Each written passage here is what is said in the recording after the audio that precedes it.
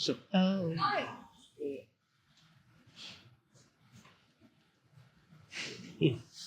Oh. it's the issues. Yes, I promise I was professional. May not look like it in that video. Not my brightest moment. First of all, I just want to thank Hal for the opportunity to even be here and speak with these amazing speakers.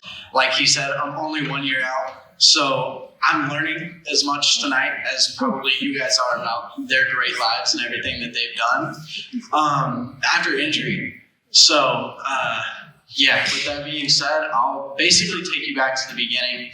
I haven't really, had much to do after my injury.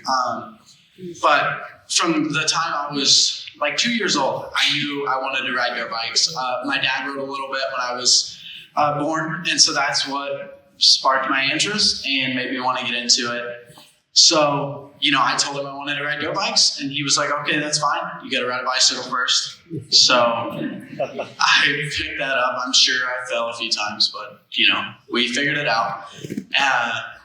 From the very beginning, I was chasing the nationals all over the country as a 4-year-old.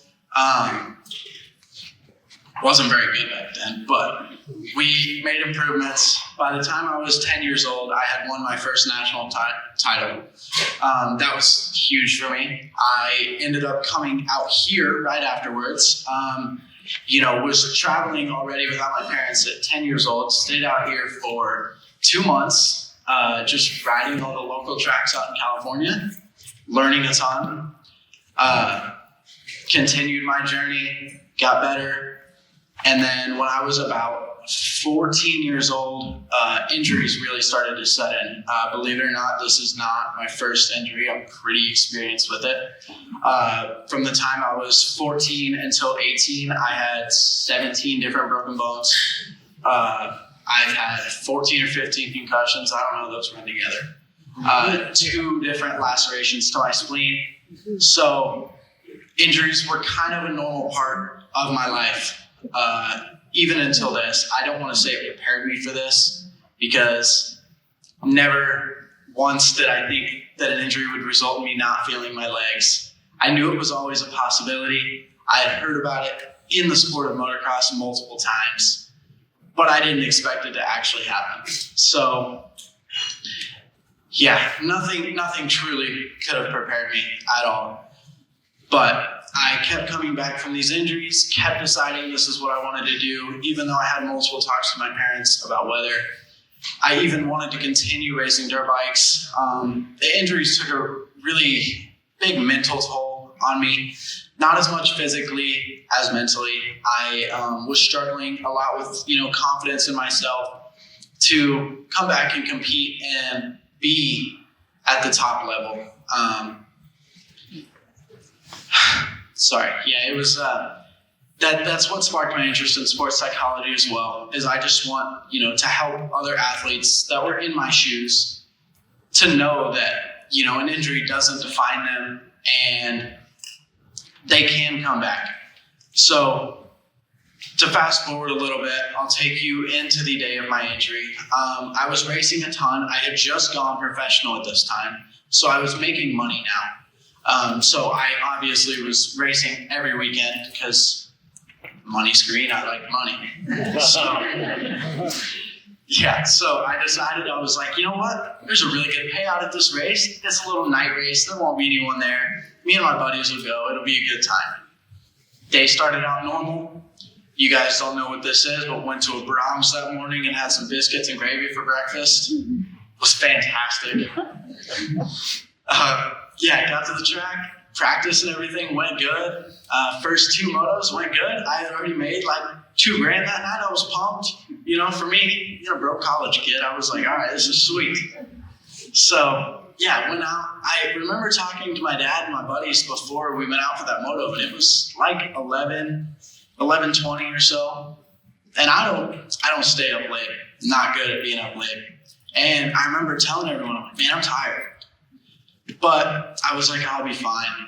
I went out, thought nothing of it, got a terrible start, was way in the back, was working my way through the field as fast as I could and got a little overly confident, as you can see in that video, tried to jump a jump that was not meant to be jumped. And feet came off the bike. I didn't get knocked out, but I don't remember laying on the ground. I remember hitting the ground and feeling like my body had been crushed. Didn't know that I couldn't feel my legs when I hit the ground. It wasn't until I was in the ambulance and my best friend was standing next to me, and I looked at him and I'm like, "Am I paralyzed?" And he said, "I don't know, but you say you can't feel your legs." And that's kind of when I realized that I looked down and couldn't feel anything from about mid-chest down. So as you can imagine, those first few minutes were pretty tough. Everything I had worked for 15 years had been ripped away from me in 2 seconds just from hitting the ground. I had no other plans other than to be a professional motocross racer. That was my goal my entire life. That's all I had ever worked for. I had sacrificed so much just to get to the point I was. And so for it all to be ripped away in an instant like that, it set in pretty hard immediately. When I got to the hospital, they told me the list of injuries I had a few things wrong, but obviously the T5 burst fracture was by far the worst. They told me that I would never walk again. They told me I had a 1% chance of walking. And I remember telling my friends, "Yeah, we'll see." I hadn't really listened to doctors previously, so didn't think I'd do it again. They told me I had no chance. I had to wait 2 days to even get surgery, which is not ideal for my situation, but it happened. Got surgery, finally got to rehab, and just, changed my focus. I had already been training and working out my entire life. That was what consumed my life. That's what I love to do. So I didn't look at therapy any different. I loved going to therapy every day. It was the only thing I had to do at that time, so it was my favorite thing to do. If you would have told me 1 year ago today when I'm laying in a hospital bed that I still wouldn't be walking, I probably would have told you, "So I failed." Well, that's far from the truth. I, got the opportunity after I got out of inpatient therapy. I went home and spent Christmas. I got the great opportunity from the Be Perfect Foundation to come out to California and, try to see what I could get back. I had heard from a few different people that the Perfect Step was the best place to be. So I figured I'd come out and give it a shot. Like I said, I was fortunate enough to get the opportunity from my parents, and me and my dad drove out here in January. I was staying in a hotel for my first month and a half here. Ended up meeting Hal and Lori in the Perfect Step one day and got to move in. So my last name says Caudle up there, but it should say /Hargrave. Your rents do. We'll talk about that later. Actually, talk to that man sitting next to you. Yeah. So, like I said, I truly do feel like I'm part of the family now. And, Hal over here has as much crap as I like to give him, and I like to go back and forth with him. He's truly a mentor to me and has helped me through more than he even knows in the early stages of this injury.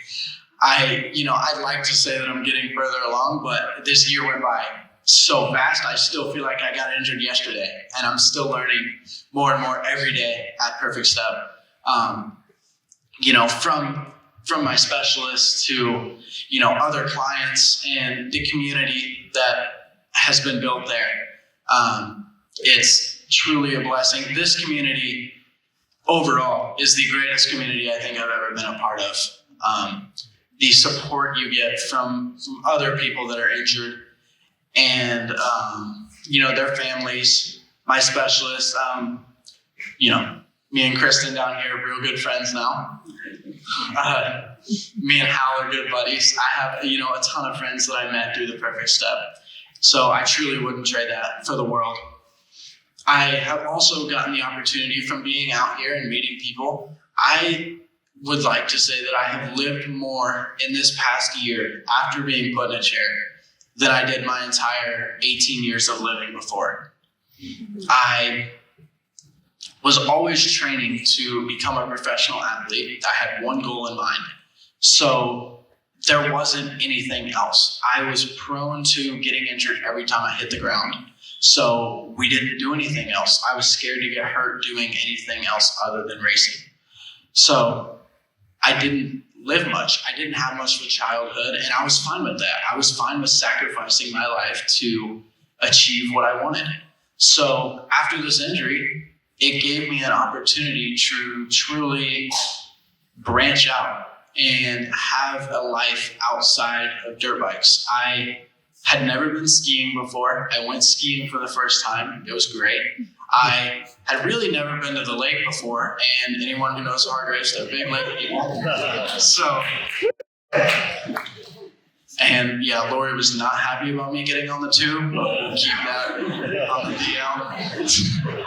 So yeah, it was, I've gotten to do that. I have even gotten back on a dirt bike, which a lot of people have heard. It didn't go well. I fell again, knocked myself out. So my parents weren't too happy about that. But live and learn. We'll have a better setup next time. It will happen again.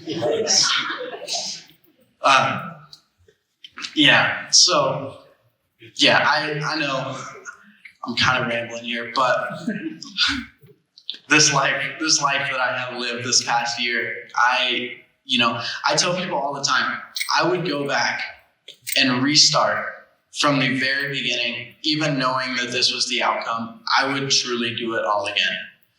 There's no doubt in my mind. I would go through this injury again. I would do anything for this last year of life that I've had. I'm very excited to see what my life holds, in the oncoming years. I have great mentors to learn from with the Hargraves, and everyone that I'm meeting, still continuing to meet. And so, I just can't thank everyone enough to even have the opportunity to be here. I don't feel I'm to the level of any of these other speakers that are here, but I'm giving it my best shot. So, I just want to say thank you, and I look forward to continuing.